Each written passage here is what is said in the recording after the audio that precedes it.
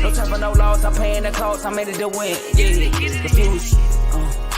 Mine, it can't be diffused. If you ain't thinking the same, then we playing by different rules. You can't see the vision, we living at different views. Until we complete the mission, keep getting up, never snooze. I walked a mile in my shoes, had the mind of a fool, chasing diamonds and jewels. Trust me, I was confused. Started minding my business and used my mind as a tool. Ended up finding my purpose and found the time to get to it. They told me I couldn't do it. They told me I couldn't make it. They sold it, could never break it. That's sadly mistaken. I need a piece of the pie. I want it so bad I can taste it. They told me like told it, keep on running. Toes they gon' take them. Used to lose, built to win. Applied myself, I felt it in. No time for the doubt, they counted me out. I'm getting it in. Yeah. No time for no loss. I pay for the cost. I'm winning to win. Yeah. Refuse to lose. I'm built to win. Applied myself. Welcome back to CTC. I'm back for the Week 11 recap. I'm your gracious host, Carl. And man, I'm not gonna lie to you. This week, I had high hopes, but I was kind of disappointed. I was disappointed this week in college football. A lot of blowouts. I don't know. I don't want to say I was bored, but I was kind of bored watching college football this yesterday. I'm not gonna lie. Like, I'm happy for NFL Sunday even more. I was disappointed this week in college football, but that's not going to stop me from giving y'all Week 11 recap. Before I do that, however, leave a like, comment, subscribe on the video, and share if you like the content on this channel, or if you like the content on this network. Content on my show, CTC. We got the main show featuring Joe, Dave, and Tomo. We have BWT Baseball with Teddy, who's now in the off season. We have FFC Fantasy Football with Coach Coombs, which fantasy football is today, so good luck, everybody. We got Dave's Doghouse, where he makes dogs and put dogs in the doghouse. We got the Joe Jordan Show, where he talks about hot sports topics, and as well as his favorite teams, the Kings and the Commanders. We have the second newest show, RBO, Real Ballers Only, where Vaughn is now currently going over the in-game tournament. Check him out. He got a rookie list. He's going over the in-game tournament. He went over weeks 1 and week 2. And we have the newest show premiering at 7 o'clock tonight in the red corner featuring Ty, I think Tony and Ricky. I'm sorry if I messed up y'all names. Then they're not brand new to the network. They have done boxing episodes, but they're not really in the chats I'm in. I'm not in the boxing chat. So I'm sorry if I messed up y'all names, but they got a show at 7 o'clock. I don't know exactly what they're going over. I know it's boxing, but I don't know what specifically in boxing they're going over. But check it out, 7 o'clock in the red corner. So if you like any of the content on those shows, just, go down the rabbit hole, watch a couple videos, and if you like what you're listening to, stick with us. Now, also, we may or may not have an NFL game day show this morning. Joe, Tomo, and Dave are all out of town. I'm available to host it, but I need people, so I don't know if we're going to have enough people to do it.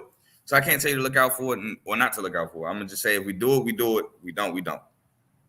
But let's get into these games. And our first game we got for you is UVA, Virginia at Louisville. Final score, Louisville 31, Virginia 24. UVA was looking poised for the upset.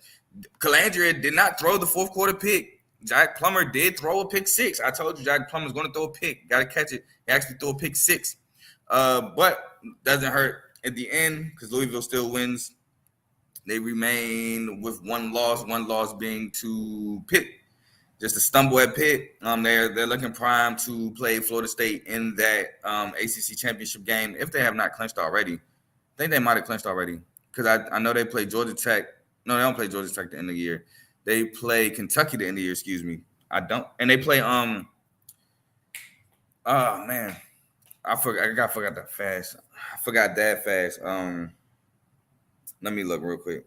Because I almost said Florida, but I know that's not it. Who does Louisville play to end? It's next week. I think they play Miami. That's what it was. I ain't got to look up. That's what it was. I knew it was a Florida school. It's Miami. They play in Miami next week. But let's get into the game. So Louisville starts with a 3-and-out punt. Virginia starts with a punt.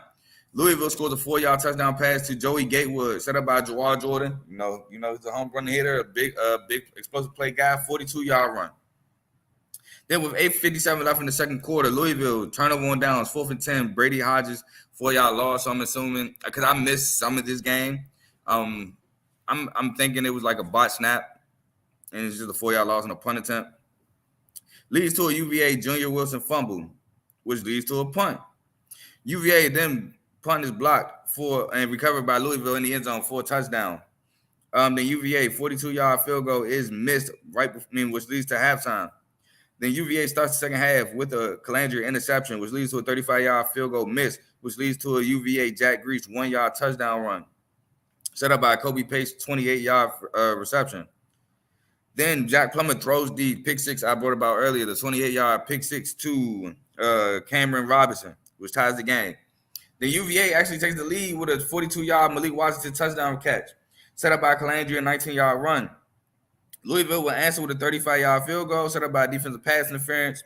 But then Virginia will answer with a 38-yard field goal set up by Malik Washington 48-yard reception. Louisville will answer, and I know when it happened, I said, dang, I did just say this on CTC. I said Amari Huggins Bruce isn't a big play receiver on the level of Chris Bell, and I think I said of Jamari Thrash. And lo and behold, Amari Huggins Bruce gets the 52-yard touchdown catch on a deep post, which was set up by a 21-yard Isaac Garendo catch. Then Louisville will score an Isaac Garendo 73-yard touchdown run after a punt, which would ultimately give them the lead and the win because UVA on 4th and 7 has an incomplete pass released to the end of the game. Again, while Calandria did not throw the fourth quarter interception that I said Death Tax's fourth quarter interception by Calandria, they did, however, didn't get things done. After Louisville tied the game, they didn't do anything with the football. They punted, and the defense just gave up a long run, and then with a chance to tie, Calandria didn't get it done as well. UVA been in a lot of these games. They've been in these games. JMU, they were in that game, almost won that one. That was Calandria, to me, breakout party. They were in the Maryland game until Calandria folded with the interceptions. They were in this game. They beat North Carolina, so they got that win. UVA is a hard-fought team. They have stuff to build on for next year. I think Malik Washington, however, his eligibility is up, I believe. I hope he could come back, but I don't think he can. Calandria is a true freshman, however, and I love Calandria. If Calandria decides to stay in UVA, doesn't transfer out, I think he can build something here at UVA. Now, Louisville, on the other hand, defense was stout. Defense played good. I mean, they gave up some big plays, but that's just the nature of football. But when it mattered most, defense buckled down, got the stops to win the game. Louisville hit explosive plays, and that's what they do, man, from the Jawar Jordan 42-yard run to the 73-yard touchdown to win it to the 52-yard touchdown before that. They hit big plays, and you can't allow Louisville to do that. You can't do it. But all in all, Louisville now still one loss in the year. Looking great. Again, y'all know my apologies from the preseason. You know what I'm saying? But got to move on. 2. Oh, I picked Louisville to win, by the way. But this game I got wrong. Southern Miss, in my opinion, this is an upset. Southern Miss upsets Louisiana Lafayette 34-31 on the road in overtime. Scored a game-winning touchdown. Frank Gore Jr. scored the game-winning touchdown in OT to win it. To start the game, Louisiana starts with a turnover on downs, 4th and 9. Chandler Fields, who started in place of Zion Crisp, has his pass incomplete on 4th and 9, which leads to a Southern Miss punt. And then Louisiana scores a 6-yard Draylon Washington touchdown run set up by Draylon Washington. He had 4 carries for 55 yards on that drive before that touchdown run.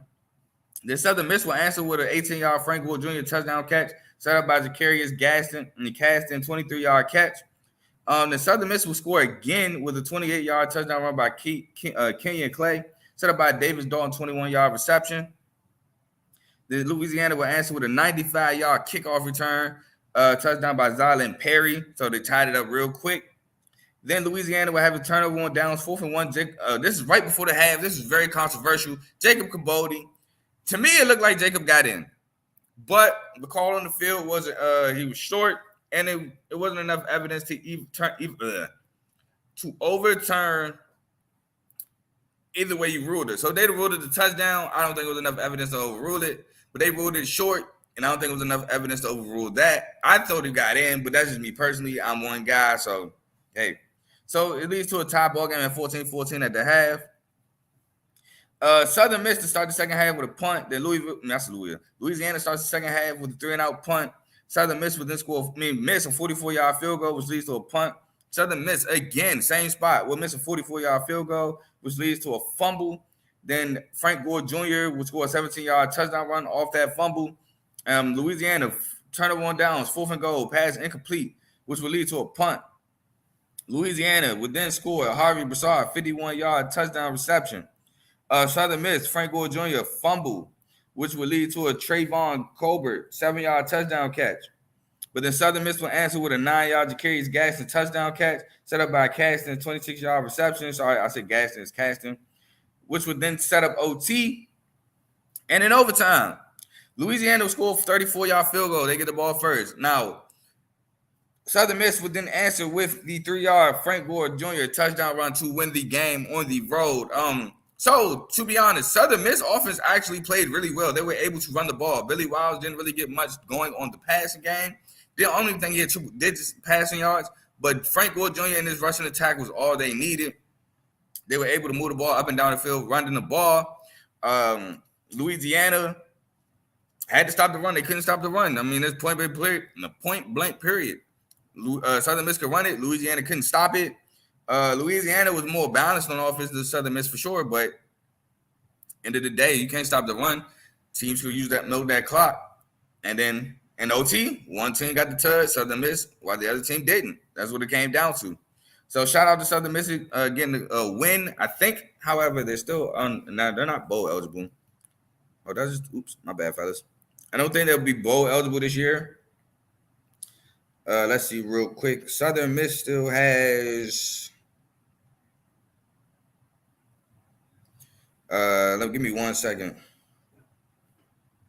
I'm looking it up right now. Oh, why am I using my phone? I got my laptop like right in front of me. I can use my laptop. I'll just pull up ESPN on my laptop real quick, and I can find it. So we got the schedules right here. We have Southern Miss right. Nope, no, we don't. This is all action. We got Southern Miss right here. Southern Miss still plays Mississippi State. L. Oh, they only have 3 wins anyway. It don't matter. They're now 3-7 with games against Mississippi State and Troy, which Troy, by the way, has clinched the Sun Belt West. Now, speaking of the Sun Belt, since I'm here real quick, Coastal Carolina would technically be in first place in the Sun Belt East because James Madison sitting at 6-0, 10-0, aren't eligible to play in the championship game. Now we don't know the result of the letter asking for them to lift the ban or lift it in eligibility. We're still waiting on that. But, I mean, I hope it gets lifted. But I don't think it will. I don't think the NCAA will. But so right now, the Sun Belt Championship game is looking like Troy versus Coastal. And I would say Troy in that. Troy just play defense. I mean, Coastal does too, but Coastal offense is a little shaky. But moving on. We have North Texas 21 at SMU 45. And the game looked like it was going to be fireworks. It was explosive offenses here for sure. Just SMU was just able to finish more drives than North Texas was. That's just point blank. That's what it was. So for North Texas, they start with a turnover on downs, 4 for 3 passes incomplete, which leads to an 8-yard Moochie Dixon touchdown catch. SMU Preston Stone would then throw an interception, which leads to a 19-yard touchdown pass to Trey Cleveland.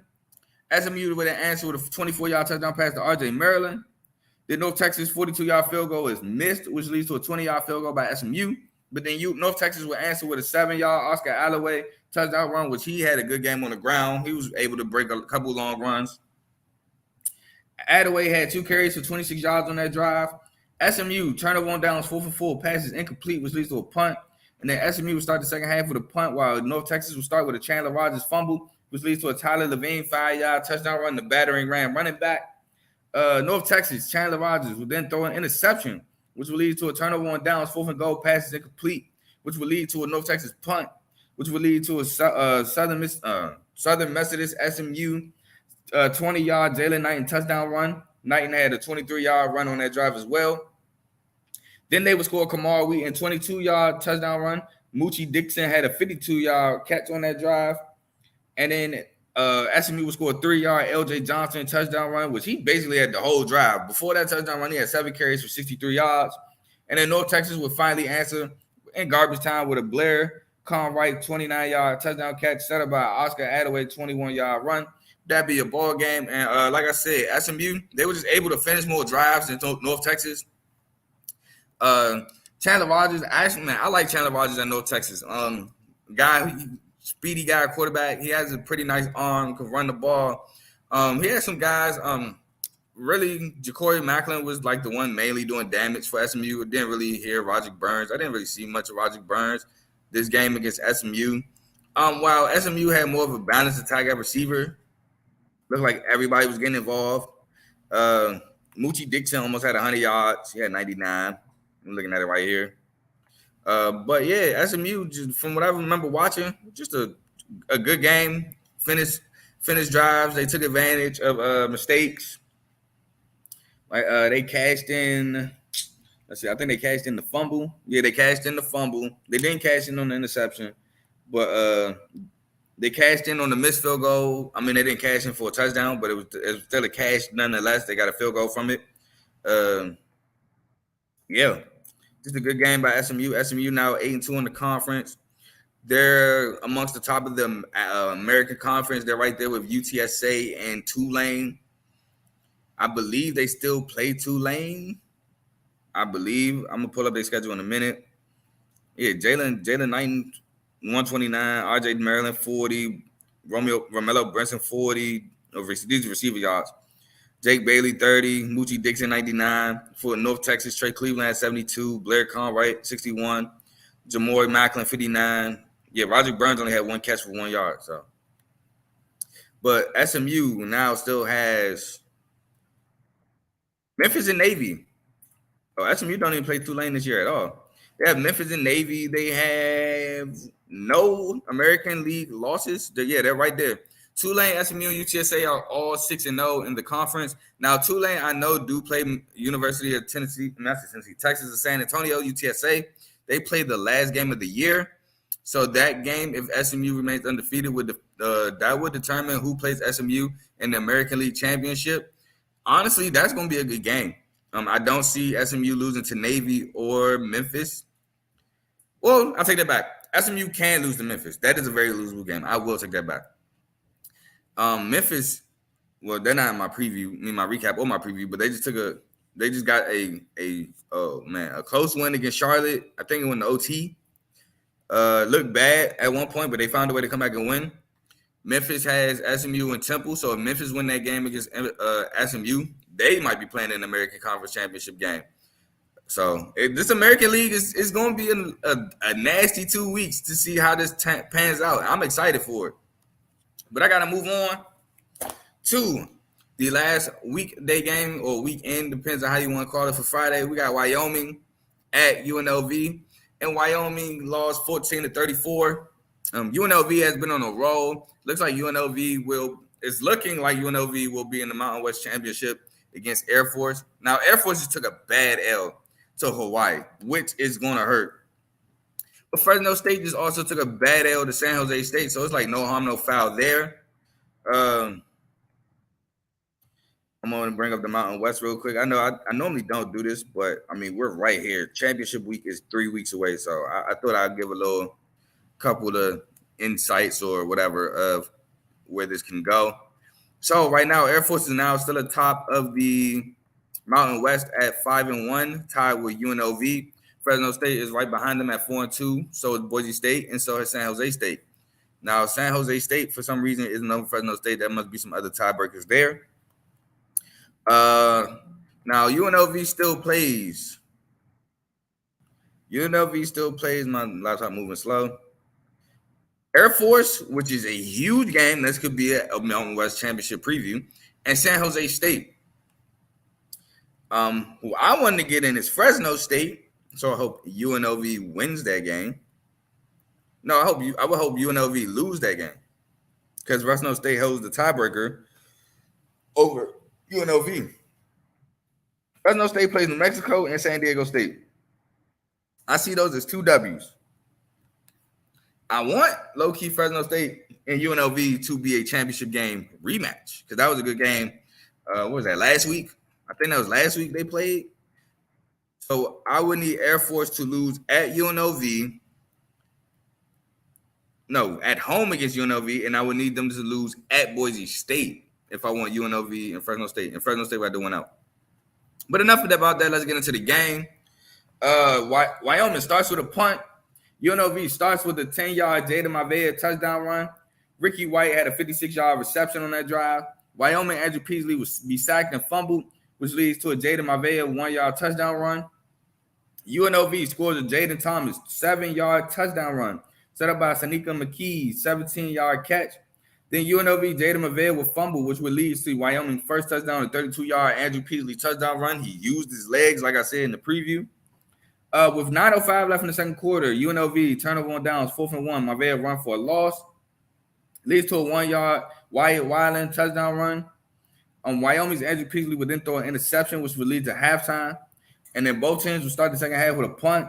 UNLV would score a Khalil Belange 5-yard touchdown catch set up by Jacob De Jesus 18-yard catch. And then Wyoming misses a 52-yard field goal, which would lead to a 39-yard field goal. And UNLV would end the game with a 43-yard field goal set up by Ricky White, 16-yard catch. UNLV offense came out on fire. I believe their first 2 touchdowns came with like under 5 minutes in the first quarter. They hit their first 3 drives, and for real, that's all they needed. Wyoming, they're not going to win a shootout. They're not built to win shootouts. They're built to play defense and win not low-scoring games, but say low to intermediate scoring games. They're like I was about to exaggerate. They're not that, but they're not built to win shootouts. And so for UNLV to put up 34 points, 21 quick points in the first quarter, it was basically all she wrote, because that now Wyoming is out of their play style, they're out of their game, and now they're playing more so the UNLV game, and UNLV took advantage and won the game by 20 points to, like I said, be tied atop the Mountain West and come out of nowhere. I didn't expect UNLV to be this good. They started off kind of hot last year and fizzled out this year, besides the loss to Michigan and Fresno State. They've been balling, and it's Michigan. Like, they're not expected. I'm about to say, why does it don't say they play Michigan on the schedule, but I'm on Air Force schedule. They're not expected to be close with Michigan. So that loss doesn't come as a surprise. The Fresno State game, I picked. Fresno State game, I picked them to lose, and they did lose, so I'm not shocked there either. But man, I'm shocked at how the UNLV season is for sure turning out. Now, moving on, we got. Oh, by the way, I did pick UNLV to win this game, and I picked, what was the last game? I picked SMU to beat North Texas. Moving on, we have Michigan, 3rd-ranked Michigan at 10th-ranked Penn State. Michigan would win 24-15. I did pick University of Michigan to win that game. Hey, look, y'all in this, and y'all actually play better than I thought. But y'all game coming up, man. I didn't expect y'all to beat Florida State, but I didn't expect it to be as close, especially with Emory Williams start. I didn't even know Emory was starting. I thought TVD would play, but he didn't. But I'll get to y'all in a minute, kid. Hey, appreciate you joining us, coming through. Now, Michigan, they would start with a punt. Penn State would start with a punt. Penn State would then start the scoring with a 20-yard field goal, but from how close they were, they got to turn those into touchdowns. Set up by a 19-yard Tyler Warren catch. Then Michigan would answer with a 3-yard Blake Corum touchdown run, set up by Donovan Edwards' 22-yard run. And they had a tunnel screen on that play. That was pretty nice, 19-yard tunnel screen play to Samaji Morgan. Michigan would then score a Donovan Edwards 22-yard touchdown run, set up by a Blake Corum 44-yard run. Penn State would then answer with a Drew Law 11-yard touchdown run, but the 2-point would be no good. Now, in my opinion, I'm not mad at James Franklin going for 2 there. It was 14-3 or 14-9 with the touchdown. Yeah, you could kill him. I mean, it's early, so you can kill him for going for 2. I'm not mad. I didn't trust the Penn State offense coming into this game. So the answer he gave was, we're going to need points in this game to win, and he's right. He's right. They're going to need those points to win that game. So I'm not mad at that 2-point conversion there. It's just a bad call because he didn't get it. But if he'd have got it, he would have looked like a genius. Now, Katron Allen set up that with a 34-yard run. Now, nothing happens to the second half where Drew Law starts with the fumble, which leads to a Michigan 22-yard field goal. And then nothing will happen until 4:21 left in the ball game, where Penn State would go for it on their own 30 on 4th and 6. And the pass would be incomplete. Drew Law threw it in an area where nobody was there, but he was he was under pressure. He was pressured, tried to throw it to an area maybe, but nobody was there. And right after that, Blake Corum breaks a 30-yard touchdown run, and that's your ball game for real. Penn State would answer with a Theo Johnson 8-yard touchdown catch. Now, this I don't get. Penn State scores a touchdown, down 9. They go for 2. Now, the reason why I don't get that is because you're down 9. You're going to need a touchdown and a 2-point anyway. So, bruh, kick the extra point. You go for 2 and don't get it. You're out the game. It's not enough time. You're automatically out. You kick the extra point. So once you kick the extra point, you're down 8. You're going to need an onside kick, which they didn't get anyway. Michigan recovers the onside kick and it leads to the end of the game. But you kick the onside kick. If you were to get it, you're down 9. So now you need another one, and you have to trust this offense to score twice, as opposed to you're down 8. If you get the onside kick, you need the touchdown in the 2. And you can force OT. Did not get the second 2-point conversion call at all. But it don't matter because Michigan got the onside kick and ran the clock out. Again, coming into this game, I had no faith in Penn State's offense. And, they scored 15, but the touchdown came – they did score 1 touchdown before the late touchdown. But, I just don't trust this Penn State offense. Major reason why I didn't pick them against Ohio State, and it rears its ugly head. This Penn State defense is phenomenal for sure. Defense is phenomenal, holding Michigan to 24 points. And honestly, in my opinion, that 30-yard touchdown run by Blake Corum, that was because the defense was tired. I honestly believe they were tired, and Blake Corum was able to gash them. It sucks this defense is being wasted by a subpar offense. I thought this offense would be better when Sean Clifford left. It looks like it's better, like Ty said in the chats. Looked like Sean Clifford was better than, I gave him credit for, which I disagree with. Sean Clifford was still not great, not good. And, I see my guy Luke, he tweeted that Drew Law is looking real Christian Hackenbergish. I low-key agree. But the only thing is, no, it's the same thing. Christian Hackenberg came in with so much hype. What was that, 2015, 2016, around that time? Even the poor season, in my opinion, he had, maybe it was decent. Maybe I might be over-exaggerating. He still had so much hype going into the NFL, and it kind of seems like this is what Drew Law is getting. I remember when Sean Clifford was playing, the Penn State fans was like, yeah, wait till Drew Law play. I can't wait to the Drew Law era, and then the offseason Drew Law era is here, and blah, blah, blah. And I don't think Drew Law has had one good game against a good opponent. Or a decent opponent. I just don't remember it. If he has, I don't remember it. This offense is bad. I'm sorry. But moving on, because I know a certain Penn State fan, he's going to take shots to Michigan State. Oh, Michigan State, 3 and whatever. Y'all suck. 3-7, blah, blah, blah. Hey, look, bad year. Going through a lot. But got to move on. Also, I just want to respond to Joe. I'm not saying it wasn't a bad call. I'm just saying I'm not mad at it. If it is early, so if you want to say it's a bad call, fine. But I'm not mad at it. The second one, what are you doing? The second one was just a terrible call. But the 2-point conversions, to respond to this, that didn't put them out the game. Their offense put them out the game. Even if they got both of those 2-point conversions, Michigan recovered the onside kick, so it wouldn't have mattered. They would have just lost by 7 instead of 9. The game's still over, but yeah, I just think Penn State offense is just such a bad Achilles heel, especially with that great defense. Now, this next game, I'm not going to go into depth in this game. I picked Alabama to win, and they absolutely destroyed Kentucky like I thought. They shut down Ray Davis, and it was up to Devin Leary, and I don't trust Devin Leary, and I did not trust Devin Leary to beat Alabama. I'm not really a fan of Devin Leary. I think Devin Leary is overrated ever since NC State, where I think some people had him as like ACC Player of the Year or something like that preseason last year at NC State, and I just thought they were crazy. But let's get into it. Alabama wins, 8th-ranked Alabama, don't want to disrespect them, 49-21 at Kentucky. Now, I just got some couple notes. Alabama scored on 4 of 7 drives in the first half, not including the end of the half. And all 4 of those drives were touchdowns. And it went like this: touchdown, touchdown, touchdown, punt, touchdown, interception, punt. Now, Kentucky scored on 1 drive of its 7. Punt, fumble, touchdown. After Alabama fumbled on the punt, so they basically gifted them a touchdown. Punt, turnover on downs, interception, punt. Now, Alabama in the second half would just keep going for where it went in the first half. Scored on 3 of 4 in the second half, all being touchdowns. Touchdown, touchdown, punt. Kentucky scored on 2 of 4, being touchdown, punt, punt, touchdown. Alabama went 7 of 11 on third down, which is phenomenal, while Kentucky went 3 of 11. Both teams with 2 turnovers. Alabama shut down Ray Davis, like I said earlier.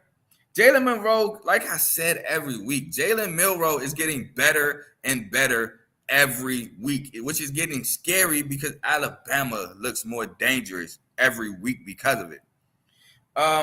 Milroe had 3 passing and 3 rushing touchdowns, 6 total touchdowns. I think they say he's the first ever in the SEC to do so.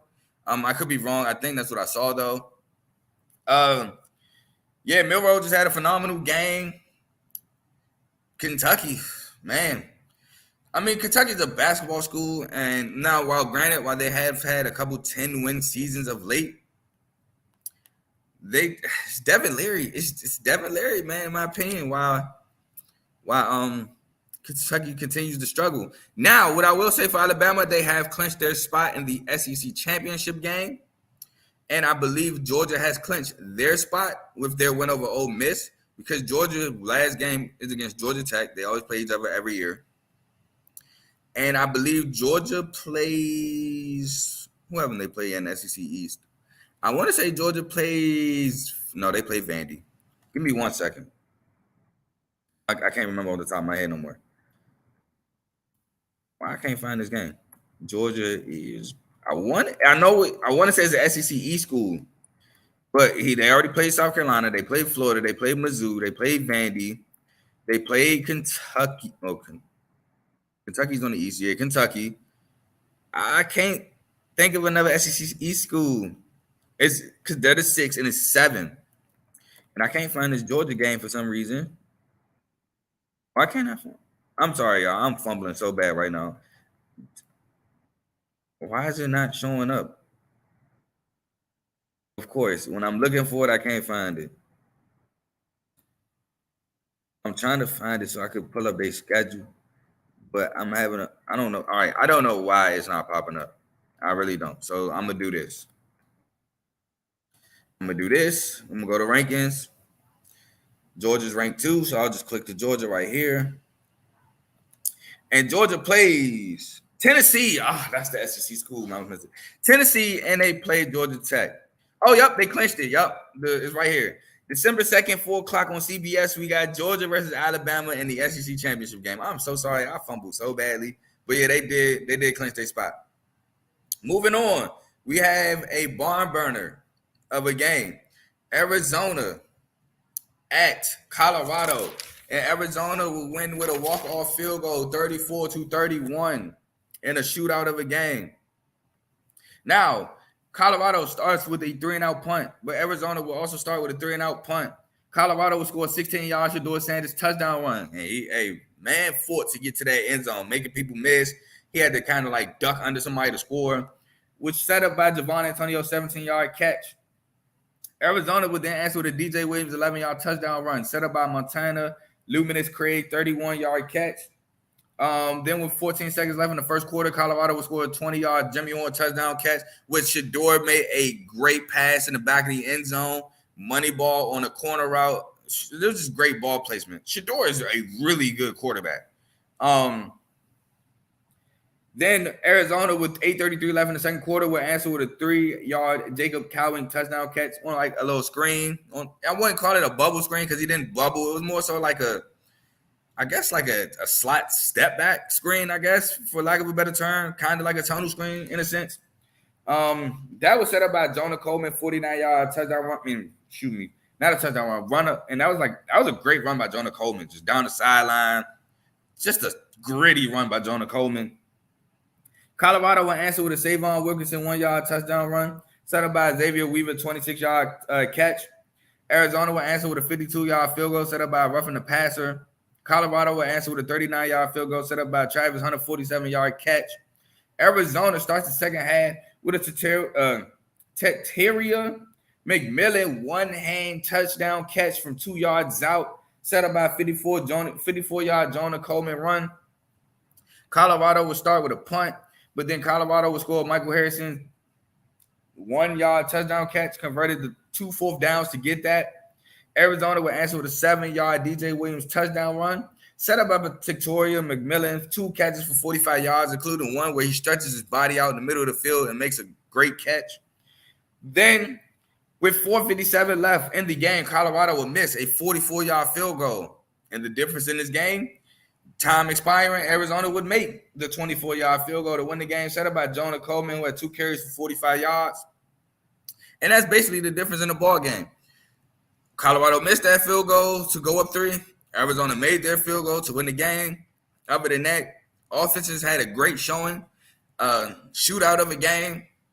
Shador looked great. North Fafetta, he looked great.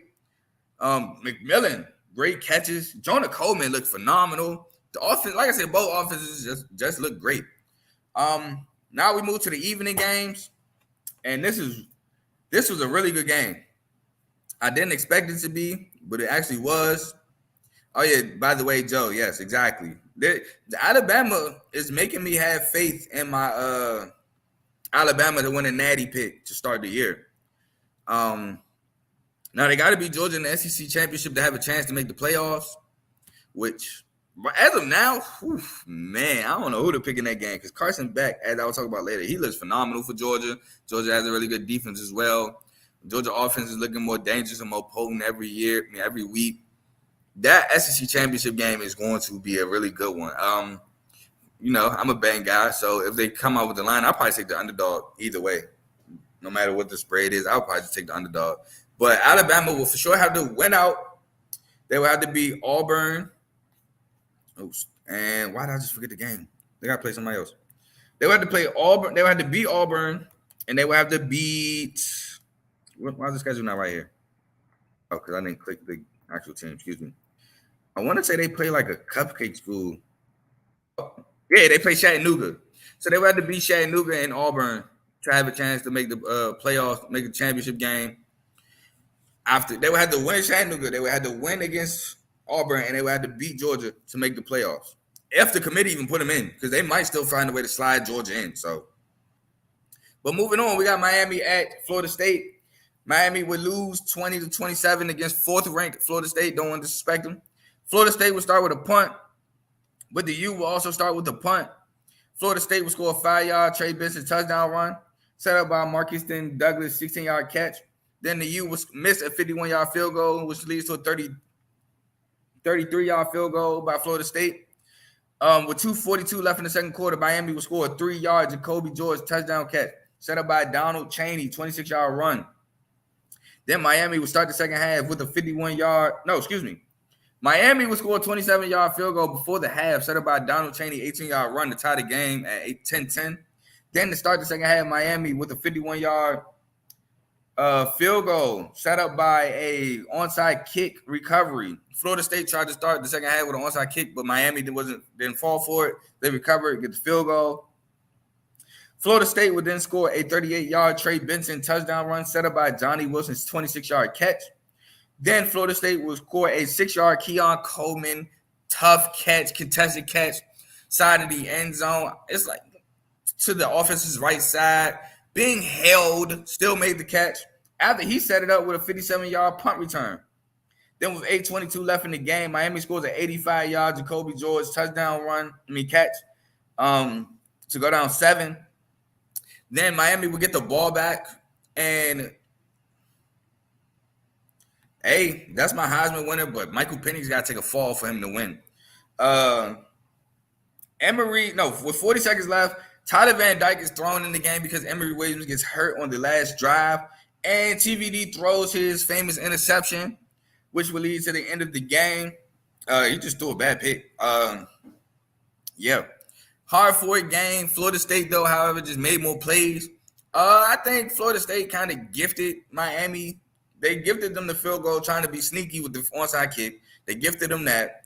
Miami did make big plays, though. I'm not going to say the 85-yard touchdown pass is a gift. No, Miami made that play. That's some play made. Now, I would love to see how that last drive ended if Emory Williams didn't get hurt. If Emory Williams didn't get hurt, I would love to see how that last play ended because they were moving the ball down the field, man. They were. I mean, they moved it a little bit with TVD, too. It's just TVD threw a pick like he normally does. Florida State, like Joe just said in the comments, now 10-0, has 2 games. The last game of the season is against Florida. Why do I can't remember every team next game, but I remember every team's last game? That's kind of backwards. But Florida State has also punched their ticket to the ACC championship game, where I want to see if they'll be facing Louisville. I want to see if it's set in stone. I believe they will be playing Louisville, but see, the only reason why I don't think it's set in stone is because it's 1 game left. North Carolina is still 5-2, I believe, in the ACC play, which is right behind Louisville, who's 6-1, I believe. But they don't play each other, so I don't know how that would work out. Yeah, there is no scheduled opponent yet for Florida State's ACC championship game, so the second half has not been clinched. Florida State plays North Alabama and then at Florida to end the season, and then they would go against their ACC championship foe. Yeah, North Carolina, is 4-2 in ACC play. NC State, shockingly, 4-2 in ACC play. Virginia Tech, shockingly, at 4-2 in ACC play. Georgia Tech, shockingly, at 4-3, but they're out of it. Louisville 6-1. So if Louisville beats Miami next week, which I do have happening, they will play Florida State for the ACC championship game.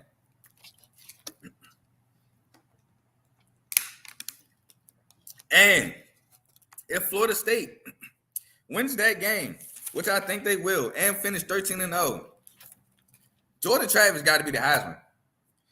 He got to be the Heisman. I understand Michael Penix. Well, I take that back because if Michael Penix finishes 13-0 too, I might have to give it to Michael Penix. I know Michael Penix had a couple bad games, but so has Jordan Travis. But Michael Penix would have beaten Oregon twice because Oregon should have clinched with the win against SC. He would have beaten Oregon twice. He would have beaten SC. He would have beaten Utah. Those are all ranked teams. Well, that doesn't count. He slaughtered us. That don't count. But, yeah, Washington, it's tough. It is tough. But Florida State would have beaten the LSU SEC team. We know how they feel about those. Duke went ranked, even though Riley Leonard left in the third quarter. And that's really about it. It's really about it. As far as, like, really good wins or ranked wins, Washington will have way more ranked wins. They will have 4. Man, I think Michael Penix will have to win the Heisman. I think he will have to win the Heisman. If Washington wins out, it will be Penix, and Jordan Travis will probably be second. But we got to move on to Utah at Washington. Utah at Washington, final score, Washington 35, Utah 28. We do have a blooper of a play later on in this game by the Washington's Alfonso, and I can't pronounce that name without looking at it, so I won't. But Utah will start with a 3-and-out punt. Thank you, Joe, by the way. Then Washington started with a 3-and-out punt, and then Washington would then score a 2-yard Michael Penix touchdown run set up by a Tybo Rogers 22-yard run. Utah would then answer with a 2-yard Jaquindon Jackson touchdown run set up by Devon Vele 41-yard catch. Washington would answer with a 41-yard field goal set up by Jalen Polk 30-yard catch. Utah would then answer with a 6-yard Miki Sugatoranga touchdown catch. Money Parks had a 15-yard run to set that up. Washington would answer with a 34-yard Roman Dunzier touchdown catch set up by Jack Westover 28-yard reception, who Jack Westover, I believe, is kind of an underrated tight end in all of college football. He makes plays when I watch Washington, so, it might not be many plays, but he do make plays. Utah will answer with my guy, 53-yard Sione Vaki touchdown catch, the guy that plays both ways, plays safety, plays running back, plays receiver. Washington will answer with a 5-yard Dylan Johnson touchdown run, set up by Jeremy Bernard 28-yard catch. Utah would then answer with a 7-yard Jaquindon Jackson touchdown run, set up by Devon Vele 68-yard reception. Washington would then start the second half with a punt, but Utah would then start with a 3-and-out punt. Washington would score a 38-yard field goal to cut it to 1, set up by Roman Dunzier 44-yard catch. Then Washington would score a 33-yard Roman Dunzier touchdown catch, but the 2-point would be no good. Now, here's the blooper. Bryson Barnes throws a pick to Alfonso Tuputula, but as he's running in the end zone, should be a pick six. Washington should be celebrating, which they were, but, and I thought we would be done seeing this, he drops the ball at the 1. I don't get the fascination of trying to look cool, dropping the football, running in the end zone. Just carry it through, and when you know you're in, drop it. People try to drop it real quick, try to look cool and celebrate and all that. And they led to a fumble, which Utah offensive lineman made a heads-up play and recovered it. But it would be no harm, no foul, because the next play, Washington will force a safety to go up 35-28. And then as they drive down the field with 1:38 left, they would get they would have a 32-yard field goal blocked. But then Bryson Barnes would throw a game-losing interception, trying to drive to tie the game to force OT, and Washington will win. Again, Penix had a really good game. You got Jalen Polk and Rome Odunze. Rome Odunze, I believe, had 1 touchdown. No, he had 2. Rome Odunze had 2 touchdowns, while Jalen Polk didn't have any. But Jalen Polk still made timely plays. So Washington offense, man, is really good. Now, Bryson Barnes has had a really good, last 2 weeks? I know he's picked it up ever since the Oregon game. The Oregon game, he looked really bad. I was going to say it, but I was going to leave it. I just left it alone, Joe. But, yeah, I want to see real quick to see if Washington and Oregon is the set Pac-12 championship. I believe it is. I want to say it is. Which, that's fire. That's fire. We get the rematch from all those aggressive calls. Let's see. I'm going to watch the schedule. And no, it is not.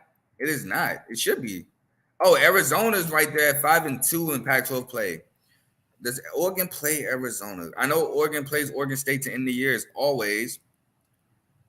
No, Oregon does not play Arizona. Oregon's next game is Arizona State, and then Oregon State, like I said. However, Arizona, they play Utah and Arizona State, which Arizona-Utah, that's a good game. That's going to be one of my previews. They always play Arizona State to finish. Now, Oregon could very well lose that game against Oregon State. Oregon State has won 2 of the last 3. Oregon State has a really good defense. Oregon State can run the rock. It's all dependent upon DJU. But we're going to move on to our next game, which was a blowout. And I picked Mizzou to win, and Mizzou got me right. And it's because I don't trust Joe Milton on the road. Mizzou wins 36-7 at home as a dog, and it's technically an upset. 14-13, technically an upset. But Mizzou scored on 3 of 5 first half drives. Their drives went pick, which that was, you can say bad by Brady Cook, or you can say bad route by Luther Burden. Field goal, touchdown, punt, field goal. Tennessee scored on 1 drive of its 4, and that'll be the only drive of the game they scored on. Theirs went punt, touchdown, punt, fumble. Now Mizzou scored on 3 of 5 offensive drives, and Joe Milton even threw them a pick 6. So theirs went touchdown, field goal, punt, touchdown, pick 6, punt. Tennessee got shut out in the second half, including a missed field goal. Now, Cody Schrader, who's won major performances, he went nuts. 200 yards on the ground and 100 yards through the air as a running back. Excuse me, Mizzou went 11 for 17 on 3rd down, while Tennessee went 5 for 13. Tennessee, 3 turnovers to Mizzou's 1, which was the opening drive interception. Tennessee run was completely shut down, which forced Joe Milton to win the game, and he could not. And Mizzou was balanced offensively. From what I was watching, Mizzou was just moving the ball up and down the field. And Tennessee, they couldn't really do much with Mizzou. Mizzou defense played absolutely extraordinary. Mizzou is a really good team this year, which shocked me, beyond me. Again, I apologize to you Mizzou fans. I apologize to Eli Drinkowitz. I hope you didn't use my clips, because I did mention you at the beginning of the year. I said you can use my clips for bulletin board material. It won't matter. Well, I hope you don't come back and, shoot me for it, because it will matter. Y'all are phenomenal. It's Brady Cook. I didn't trust Brady Cook. I didn't think Brady Cook was that good last year, and he did a complete 180. He's balling. Now, for Mizzou, Thankfully, he didn't throw the dreaded second pick of the game because, again, the games they lost, LSU, 2 picks. Georgia, 2 picks. Now, those 2 picks came late in key moments. But he just threw the one here, didn't throw the dreaded second, and they won 36-7, so shout out to them. They have no shot to play for the SEC championship. As y'all know, it's Georgia, Alabama, so I'm not going to get into none of that. Tennessee could play some type of spoiler with Georgia, which they will really be helping Bama. But, yeah. My last game for the evening was a shutout. I only did this game because it's Big Ten applications for the Big Ten West for Iowa. And they shut out Rutgers 22-0, which I figured this defense, didn't figure a shutout, but I figured this defense wouldn't allow too many points. 3 at the most, because I don't trust Gavin Wimsatt, quarterback for Rutgers, at all. And I figured they would shut down Kyle Monangai, which they did. So I picked Iowa to win, and they won 22-0. Don't have too many notes on this game. It was a shutout. Can't really speak much about Rutgers. So Iowa scored the only points in the first half, which was just a field goal. Kyle Monangai was shut down. Iowa pulled away in the second half with a stretch of a field goal, touchdown, 4 drives. They scored on 4 or 5 drives. The only drive I think they didn't score on was a punt. Both of these quarterbacks, however, did throw interceptions, Deacon Hill and and Gavin Wimsatt. Iowa on 4th down was 4th and 2. Rutgers on 3rd down was 2 for 11, while Iowa was 9 for 18. Rutgers had 127 total yards in the game, 127, while Iowa had 402. And Iowa also committed 0 penalties. 0. So just a great game. Man, if Iowa offense could match its defense, Iowa would be so much more dangerous. It's just their offense stinks. So the defense just goes and balls and shuts you down and holds you to like 10 points. But the offense can't do anything. So when Iowa goes against better teams, when Iowa goes against a Michigan and Ohio State, they can't score. So the defense gets tired and eventually they start getting scored on. And the offense can't match, which sucks. But moving on. Well, hold on. Before I move on, the Big Ten game will not be, what's the word I'm looking for? I'll just say solidified for lack of a better term. Because it's going to come down to the Big Ten East, and that's going to come down to Michigan, Ohio State, last game of the year. Well, I can't wait for that one. That's going to be a great game. I believe Iowa has now clinched the Big Ten West, however, because Wisconsin took a bad loss to Northwestern. Minnesota lost to Purdue. Yeah, I think Iowa for sure is in the lead there. Let's see. I'll just click Ohio State because it should show the Big Ten. Yeah, so, yeah. Michigan and Ohio State are tied at 7-0 in the Big Ten. Ohio State plays Minnesota and then Michigan. Michigan plays somebody in Ohio State. I'll look later. Yeah, Iowa's 5-2 in the Big Ten West. Everybody else is 3-4, with Purdue being 2-5. Like, literally everybody else. Northwestern's 3-4, Nebraska's 3-4, Wisconsin's 3-4, Illinois is 3-4, Minnesota's 3-4. So Iowa has clinched the Big Ten West. I don't see them losing 2 games straight. And even if they do, I don't see any of these teams winning 2 games straight. I know Iowa plays Nebraska at the end of the year. I picked that as a loss because that game is just wonky. It's never what it's supposed to be. I'll look at Iowa's second game, next game in a minute. Michigan plays. They went to the actual game and not missed the actual team. Michigan plays before Ohio State. They play Maryland. That's right. I do know that. They play Maryland. I don't see them losing to Maryland. Maryland got on track finally off a 4-game losing streak. They become bowl eligible by beating Nebraska. But I don't see Maryland beating Michigan. Might be a good game, though. I know I'm staying away from that game. I'm not betting it. But Iowa plays – do they play Northwestern? They play Illinois and Nebraska. I don't see them dropping 2 of those. They could drop the Nebraska game at Nebraska. Don't see them dropping the Illinois game at home, especially senior night. So I would say it's going to be Ohio State, Iowa Big Ten championship game. Moving on to Ole Miss at Georgia. 9th-ranked Ole Miss to 2nd-ranked Georgia. And Ole Miss gets ran out of Georgia 17-52. Now, Jackson Dart did get hurt in this game, but it didn't matter. That's not the reason why they got blown out. Ole Miss will score on 2 of their 5 drives in the first half. It'll be touchdown, turnover and downs, touchdown, punt, interception. while Georgia scored on 4 touchdowns on 5 drives. They did throw a pick on their 5th drive, but that wasn't Carson Beck's fault. Ball, I believe, comes off of Dominic Levette's hands into the Ole Miss defender's hands. But other than that, it was 4 straight touchdowns for Georgia. They were unstoppable. I think they faced their first 3rd down like late in the 2nd quarter. Ole Miss would score a field goal in the 2nd half, and that was it.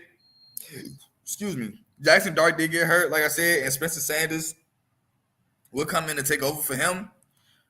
Georgia would score on 4 of 5 drives again in the 2nd half.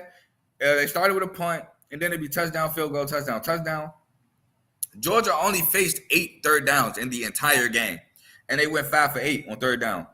Georgia, 611 total yards. Carson Beck continues to shine. I think Carson Beck, like Jalen Milroe, gets better every week, but it's scary because Carson Beck looks really good. Ole Miss rushing attack did better than I thought, but the defense gave little resistance, and Brock Bowers came back. Now, he didn't do much, but he came back, and that's really what matters because we're getting to crunch time. Brock Bowers is for sure going to have to be there for the Alabama game, so good to see him back. Oh, I never put the score right here. Oops. Boom. I'm going to let that ride for a little minute. Now, my next game I had for y'all was West Virginia at Oklahoma. West Virginia wins 20 to 59. Like I said, man, Oklahoma just needed that home sweet home. They had 2 straight road losses. Got back home, got it back on track. 17th ranked Oklahoma. They're happy to see Oklahoma State go down badly to UCF on the road because that helps them with the Big 12 championship game looming. I believe Texas clinch. Texas, I know, is 7-1 in Big 12 play, with the lone loss being to Oklahoma. No, 6-1. No, Oklahoma State is still in front of Oklahoma in the Big 12 championship game. Oklahoma State is now 5-2. While Oklahoma is 5-2, Oklahoma State does have the tiebreaker over Oklahoma. Iowa State is also 5-2. Shocker there. I didn't think Iowa State would win more than 2-3 games this year. Kansas State also at 5-2. Now, Oklahoma State, I got to look at their schedule because I don't remember them playing them. I want to say Oklahoma State did beat Iowa State. I just don't remember them playing them. Yeah, they lost. Oklahoma State lost to Iowa State by 7. But I do know they beat Oklahoma, so there must be some type of other tiebreakers that have Oklahoma State above them. Iowa State has lost to Oklahoma. They play Texas, which I think Texas will win. So I think Iowa State won't be really much of a factor after next week. They lost Oklahoma 50-20. They lost to Kansas. They play Texas and they play K-State. So they have the potential to lose and then take out K-State, setting up for maybe an Oklahoma State Texas Big 12 championship. I want an Oklahoma Texas Big 12 championship. I think that's going to be a better game. And it's the rematch. So, and if Texas wins out, it's tough, man. It's tough to pick these 4 teams. I had Texas on the outside looking in at 5 or 6. I can't remember. But it's going to be tough. But just some little notes on this game. West Virginia, they scored on 2 of 7 drives, touchdown punt, missed field goal on a fumbled punt, turnover on downs, punt, turnover on downs, touchdown. Now, Oklahoma scored on 5 of 6 drives, including touchdown, field goal, touchdown, punt. West Virginia in the second half only scored 1 touchdown, while Oklahoma scored on 4 of 6 drives, all being touchdowns. Oklahoma offense looked unstoppable. They had 644 total yards, went 8 of 14 on 3rd down. And like I said, it just seems like they need to be back home to get back on track because this West Virginia defense is not trash by any means. It's actually kind of the strong point of their team, and they just made it look weak. So, moving on, I have 2 more games left for you guys. Then I'm going to get y'all out of here so y'all can enjoy y'all NFL Sunday. I don't know. Joe, maybe you can tell me in the comments if you're still here. I don't know if we're doing the game day show, but if we do, I do have to prepare for that. But I don't think we are. I don't think enough people has responded. Let me see. I'm looking through it now. No, I don't look like enough people responded. So it don't look like we'll be doing the pregame game day show today. We don't have enough people. So yeah, after the show, I'm gonna get y'all out of here so y'all can prepare for y'all NFL Sundays. I know my Ravens got a big game against the Browns for bragging rights of the chat. And it's just a big game in general because our division is so stacked. But this is a college football show, so let me get back to it. We have Duke at North Carolina, rivalry game. And this game looked like it would looked just as close as it would be in basketball. Final score in double overtime, Duke 45, North Carolina 47. Now, the difference in this game, North Carolina got the 2-point conversion that you're forced to go for in double overtime. Duke didn't. That's the difference. Duke was able to run the football like I thought because it's been the Achilles heel of North Carolina defense. But man, has Tez Walker been North Carolina is thanking the heavens that the NCAA overturned his eligibility and allowed him to play because, boy, Tez Walker has been heaven sent for this North Carolina offense. Now, let me get into the game. So, North Carolina starts with the 1-yard Drake May touchdown run, set up by a Tez Walker 43-yard catch, which he was making contested catches all night. Duke will start with a 3-and-out punt. North Carolina scores a 23-yard field goal, set up by 5 carries for 51 yards by Marion Hampton. North Carolina will score a 31-yard field goal, set up by J.J. Jones, 31-yard catch. Duke will answer with a Jordan Moore 10-yard touchdown catch, set up by Jordan Moore, 21-yard catch. Drake May would throw an interception, which would lead to a 3-yard Grayson Loftus touchdown run. And that was just a bad pick by Drake May. Try to force it, I believe, to Tez Walker. Overthrew it. Shouldn't have thrown it in the first place. And it just landed right in the safety's hands. But then North Carolina will answer with a 25-yard field goal set up by Tez Walker, 48-yard catch. And that'd be it for your halftime score. It'd be 16-14. Then Duke will start with a second half 3-and-out punt. North Carolina will start with a 27-yard field goal. Then North Carolina will score a 2-yard Marion Hampton touchdown run set up by a defensive pass interference and a face mask. Then with 9:41 left in the fourth quarter, Duke will score a 13-yard Jordan Waters touchdown run set up by a 23-yard Jalen Calhoun catch. Duke would then recover an onside kick, which would lead to a 23-yard Jordan Waters touchdown run. Just got the edge set up, which would then lead to a 2-point conversion being good by Duke. I think Grayson Loftus threw it to Jordan Moore, I believe. I didn't write it down, but it was either Jordan Moore or Jalen Calhoun. UNC would then answer with a 15-yard Bryson Nesbitt touchdown catch, which Bryson Nesbitt had a controversial play on third down. It looked like he made a contested catch. And then it looked like the Duke defender might have ripped it away for a pick.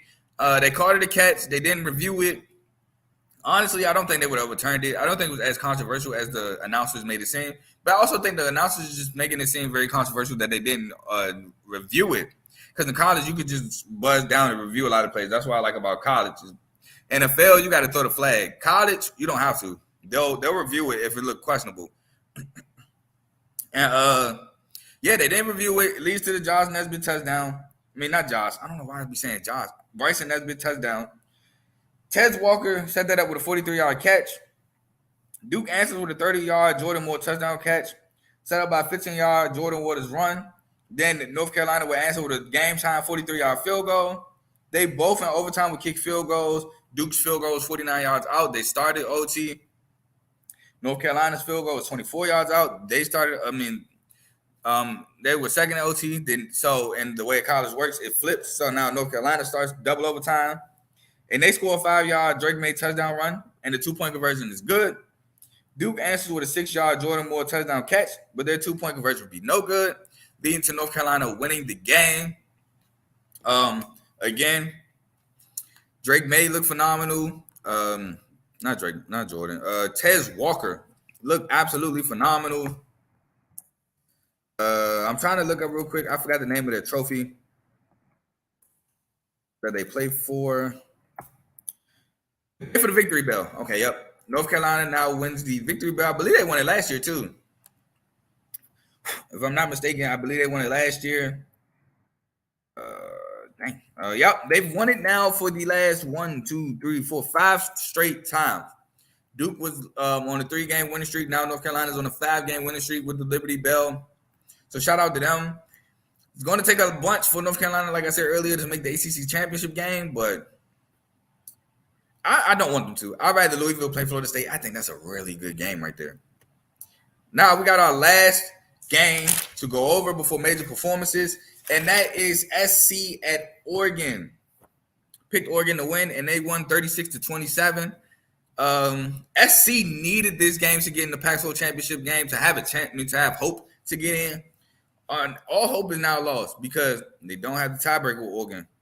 They don't have the tiebreaker with Washington. They don't have the tiebreaker with Utah.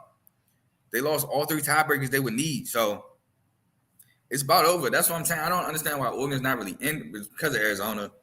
Did they play Arizona? I want to say they played and beat Arizona.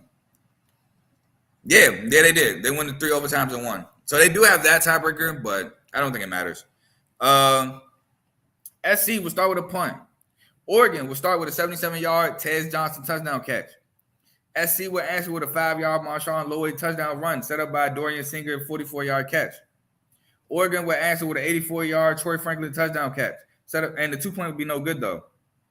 Oregon would then score a 15-yard Terrence Ferguson touchdown catch. 2-point would be no good. Oregon would score a 33-yard field goal set up by Troy Franklin 63-yard catch. SC will answer with a 2-yard Caleb Williams touchdown run set up by Taj Washington 59-yard catch. Oregon will start the second half with a 21-yard Tez Johnson touchdown catch set up by Gary Bryant 16-yard reception. With 2:26 left in the third quarter, Austin Jones would fumble, which would lead to a 19-yard Bucky Irvin touchdown run. SC will answer with a Brendan Rice 9-yard touchdown catch set up by Deuce Robinson 40-yard reception. Oregon would miss a 41-yard field goal, which would lead to an Austin Jones 13-yard touchdown run. Now again, this is what grinds my gears. SC down 27-36 instead of kicking the extra point and guaranteeing a one-possession game. They roll the dice, go for 2, don't get it, down 9. So even if you get the onside kick, it don't matter because you need 2 scores, which they did get the onside kick. Oregon recovers and ends the game. But you got to take the 1 and just, if it comes down to it late in the game, you go for 2. If you lose because you missed the 2-point conversion at the end of the game, I'll take that. But if you lose and you scored a touchdown and you're now down 3, ain't no 3-point conversion, bro. This is not the XFL. Take the 1, set up the one-possession game, and then if you in a gracious enough position to go for 2 to tie it, then you do that. I don't get these coaches thinking. Lincoln Riley and James Franklin, what are y'all thinking? I don't know. But in any event, like I said, Oregon recovers the onside kick. It don't matter. They win the game and in all likelihood set up the Washington-Oregon Pac-12 rematch. Now, before I leave, I do have some major performances for you guys. And I'm going to – oh, no, he's here. I thought I had to add one, but he's here. Let me get this down. I need this on the ticker. Now, my first person, major performances. Kenneth Womack, Western Michigan, 12 catches, 135 yards, and a win against Central. Teron Keith, 9 carries, 103 yards, touchdown, 8 catches, 130 yards, and a touchdown, and a win versus Kent State for Bowling Green. Malik Washington, 9 receptions, 155 yards, and a touchdown for UVA and a loss to Louisville. Frank Gore Jr., 33 catches, 33 carries. 33 catches would be insane. 33 carries, 158 yards, 2 touchdowns, 2 catches, 12 yards, and a touchdown for Southern Miss in the win against Louisiana, including the game-winning touchdown run. So, major performance there. Shout out Frank Gore Jr. Ricky White, 8 catches, 144 yards for UNLV and a win against Wyoming. Former Spartan, shout out. Jalen Milroe, 15-22, 234 yards, 3 touchdowns, a pick, however, 8 carries for 36 yards and 3 touchdowns, having 6 total touchdowns for Alabama and a win against Kentucky. No doubt, major performance.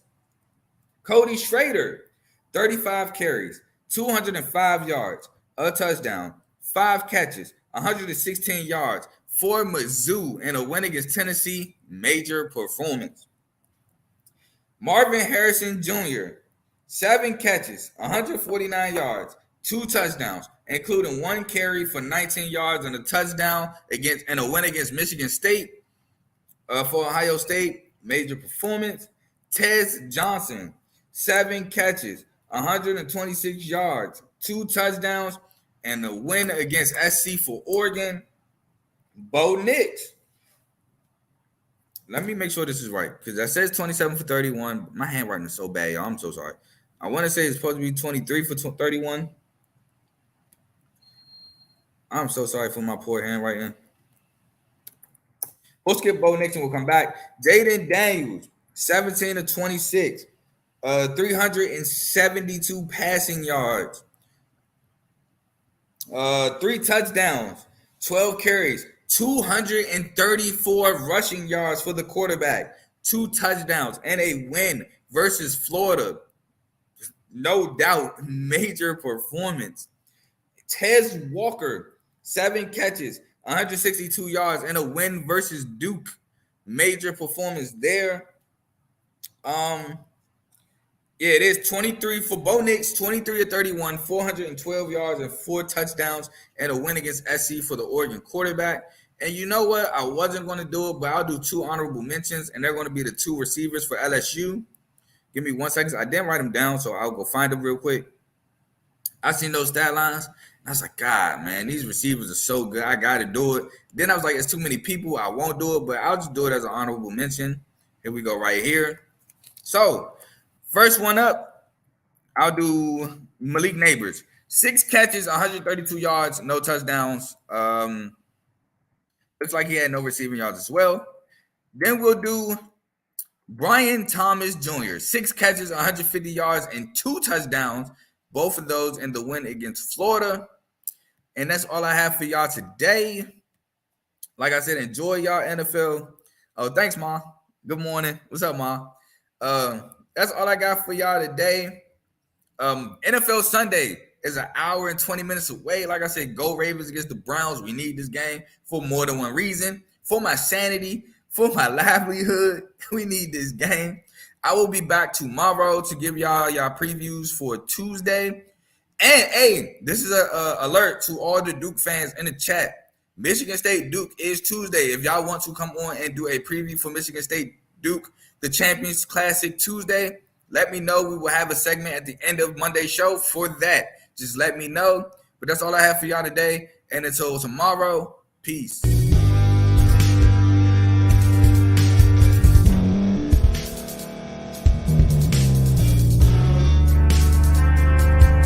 Thank you for staying to the end. If you're watching this on YouTube, please like this video, subscribe, and also hit that notification button so you can be notified next time we put out a video. If you're listening on any podcast platform, subscribe and hit that notification button, y'all, so you can be notified we put out another podcast audio.